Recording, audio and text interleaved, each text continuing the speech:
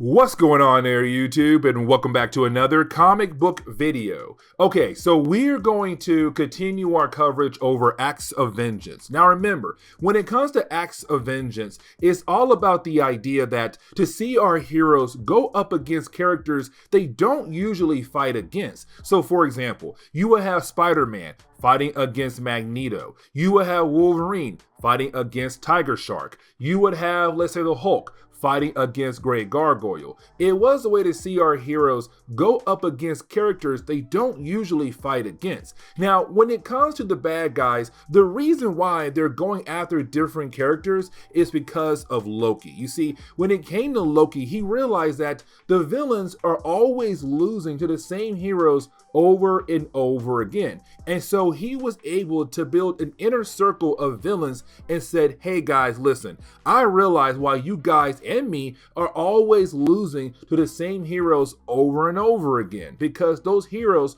know how to handle us. We're their usual bad guys. Let's do things a tad bit differently. Let's go ahead and switch things up. Go after different characters you don't usually fight against, and you might have an advantage against them.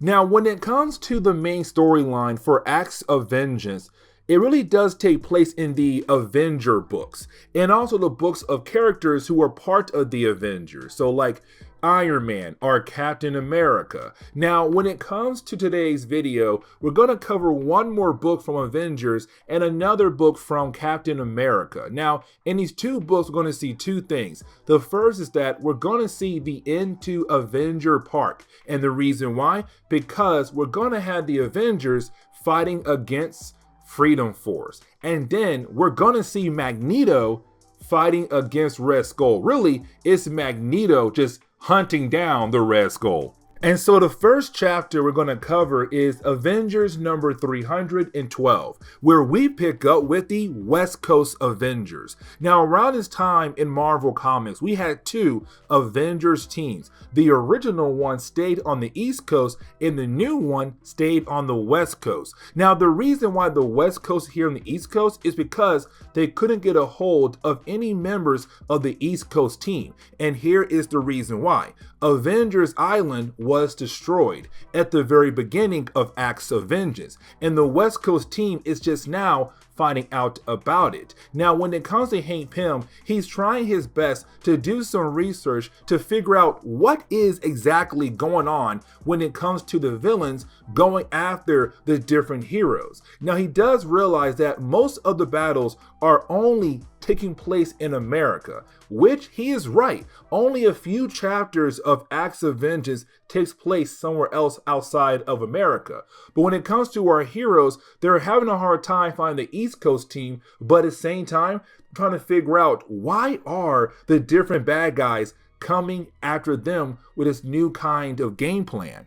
Now, something else I do want to talk about is the Scarlet Witch, and let me explain why. So around this time in Marvel Comics, the Scarlet Witch went through a lot, and I mean a lot. First, she lost her husband, the Vision, who was reprogrammed to be just a regular android, to not have any kind of feelings at all. But then on top of that, her and Vision lost their children. And so for her, she has gone through a lot. Now here's the thing, in a previous chapter, she was unresponsive until somebody told her, hey, the Vision is in danger, you gotta help him. And as soon as she heard that, she snapped out of it and went to go protect the Vision, which she did. But the rest of the team realized that when she looks at the Vision, she sees the old version of him, not the new version. And matter of fact, when he speaks, again, she hears the old version, not the new version, not realizing that the Vision that she fell in love with is no longer around. And so the rest of the team is kind of concerned about her mental state. Now, like I said earlier, when it comes to Acts of Vengeance, it was put together by Loki. You see, when it came to Loki, he was able to build the entire operation by building an inner circle in this operation. Now, when it comes to the inner circle, you have the Red Skull, the Wizard, the Mandarin, Kingpin, Magneto, and also Dr. Doom. Now, here's the catch. Every single member of the inner circle, they believe that they are in charge of the entire operation. not realizing that really it's Loki in charge. And by the way, no one knows it's Loki right there in front of them, because you have Loki pretending to be somebody else, to be their servant. Now, here's the thing. When it comes to Loki, he is playing the servant role, but the only reason why, because he knows if he plays that role and the inner circle is able to work together, then most likely the heroes of Earth are going to die. And for Loki, that's all he wants. He wants to see all the Earth heroes be gone forever. Now, when it comes to this meeting, we begin to see the entire inner circle begin to argue with one another. And really, you have everyone getting together and going up against the Red Skull. And here's the reason why. So you have the Red Skull called the rest of the group common criminals, and not one single member like that at all. But this argument is really setting things up for the next chapter, where we're going to see Magneto begin to hunt down the Red Skull. And I'll explain why later on in this video. But now we have to jump over to Freedom Force. Now, when it comes to Freedom Force, they were originally known as the Brotherhood of Evil Mutants that was led by Mystique in the early days of Marvel Comics.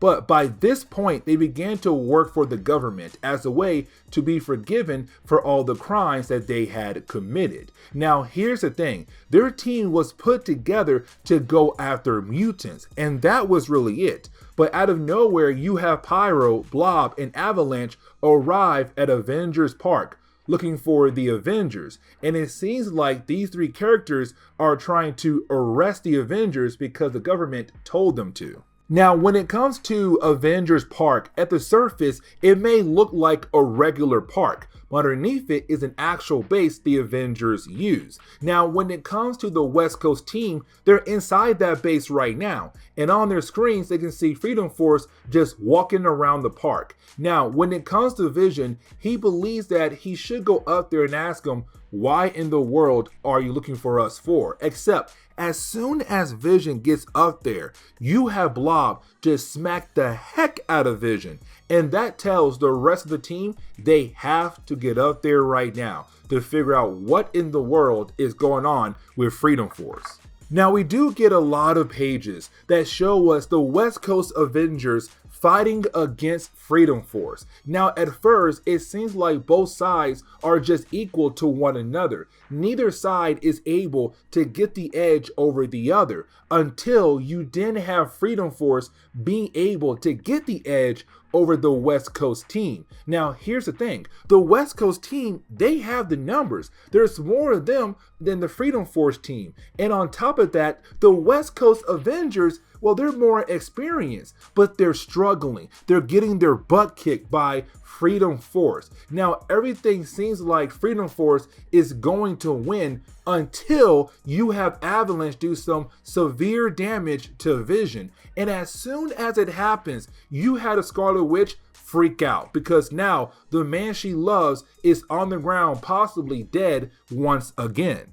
But then you have Steve Rogers appear, Captain America, and he was able to get both sides to stop in their tracks. And here is the reason why. You see, you have Steve say, hey guys, listen, so I just got word from the government. But before I tell you what they told me, I want to remind you guys that when it comes to Freedom Force, they usually go after mutants, not just regular superpower beings. Now, when it comes to the Avengers, we do have a mutant. That would be the Scarlet Witch. Now, guys, remember, around this time in Marvel Comics, Quicksilver and the Scarlet Witch was still considered as the children of Magneto. They were still considered as mutants. But either way, you have Steve saying, that's just one mutant. The rest of us are not mutants. But hold on, let me tell you what the government told me. You see, the government told me you guys no longer work for them, that you guys are free agents. So it seems like y'all came here to do some crazy mess for unknown reasons. So I want to know why y'all here right now trying to arrest us for if you no longer work for the government. Now, as soon as Steve said that, you have Freedom Force get the heck out of there. Now, the Avengers, they do try to stop them, but unfortunately, the team kept getting distracted left and right, and so Freedom Force was able to escape. Now, once they do leave, we kind of find out that Vision is okay. He was able to repair himself. And for the Scarlet Witch, it's a great thing. The man she loves is still okay. And so our team can now move on.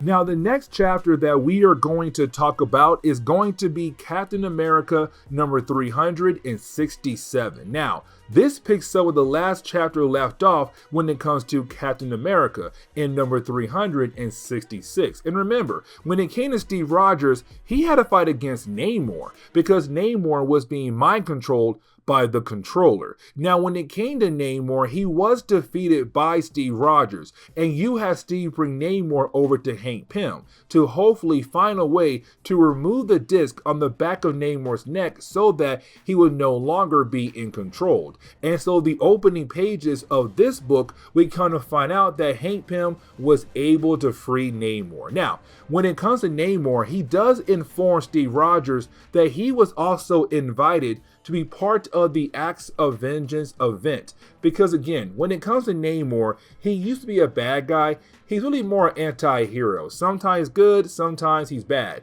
When it came to Loki, he believed that Namor was bad and tried to bring Namor into the inner circle, but Namor declined. Now, this is the first piece of information that anybody was able to get to figure out what in the world is going on. And so now Steve knows that apparently all the different villains are working together for some mysterious character. But unfortunately, our heroes have no idea who that character could be. But now Steve knows what could possibly be going on. Now, I want you guys to remember what I said earlier when it comes to the Red Skull and Magneto and the rest of the inner circle arguing with one another. Because I did say that it was going to lead into Magneto hunting down the Red Skull, and here is the reason why. So, when it comes to the Red Skull, he was back there in World War II working alongside with Hitler. When it came to Magneto, he was also there in World War II, but Magneto was in one of those camps. And so while growing up, Magneto began to hate Nazis left and right. And so once he heard that the Red Skull had worked with Hitler, well, the Red Skull was on his hit list. He always hated the Red Skull. And so while you have the Red Skull just chilling inside his tower, minding his business, you didn't have Magneto just bust through the wall, say, hey man, listen, I just remembered that you were there in World War II working alongside with Hitler, and you helped Hitler kill off my people. And you see, I don't like that. And so it's time for you to pay back for everything you did to my people. Now, when it comes to the Red Skull, he tries his best to get away from Magneto. But Magneto is technically a one-man army. He cannot be stopped so easily. And matter of fact, you have the Red Skull tell Controller, hey, I need you to deal with him. But Controller is no match for Magneto. But let's shift our focus back over to Captain America, and here is the reason why. So you have Steve Rogers heading over to Washington, D.C. to do some more work on learning about the new Red Skull. Now, the reason why I say the new Red Skull, because the Red Skull was gone for a while, and the world believed that the original Red Skull was dead. But then out of nowhere, a new one popped up. And so for Steve, he believes that it's somebody else trying to take up the mantle, not realizing that it is the original Red Skull who had returned. But he does know Red Skull does work out of Washington, D.C. And so he headed over there. Except when he arrived at the tower that belongs to the Red Skull, he sees a huge hole in the side of the building. Now, we already know that hole came from Magneto, but you have Steve go ahead and go inside the building. Now, when he does find the Controller who was just recently defeated by Magneto. Now, when it comes to the Controller, he does get right back up and tries his best to fight against Captain America. But you have our good old boy here being able to take down the Controller once again and move on with his investigation to figure out what in the world is going on here, and two, where in the world the Red Skull is at. Now, the rest of the book is really more of Magneto just continuing the chase after the Red Skull. Now, while you have Magneto doing that, you have Steve Rogers keep finding different things that Magneto had destroyed while he was hunting down the Red Skull. Now, when it comes to Steve, he has no idea what in the world is going on here. He has no idea. Magneto is the one here right now just causing all these things to get destroyed in this building. But either way, you have Steve Rogers continue on. Now, when it comes to Magneto, he was able to finally catch up to the Red Skull. And when it comes to Magneto, he says, listen, I'm not going to kill you, but I am going to make you pay for what you did to my people. So I decided to put you in solitary confinement. You see, I place you in a shelter, a fallout shelter, and the only way out is that door right there. But here's the problem. There's no easy way to get to that door. And so you're going to stay here until I feel like you're able to leave. Don't worry, I left you enough water to survive, but no one is going to be able to find you. I made sure of that. But anyways, I'm going to leave now. Goodbye. And that is literally the end of the book. And so this is where we are going to end today's comic book video. So please leave me a like down below and subscribe. But guys, see y'all next time. Later.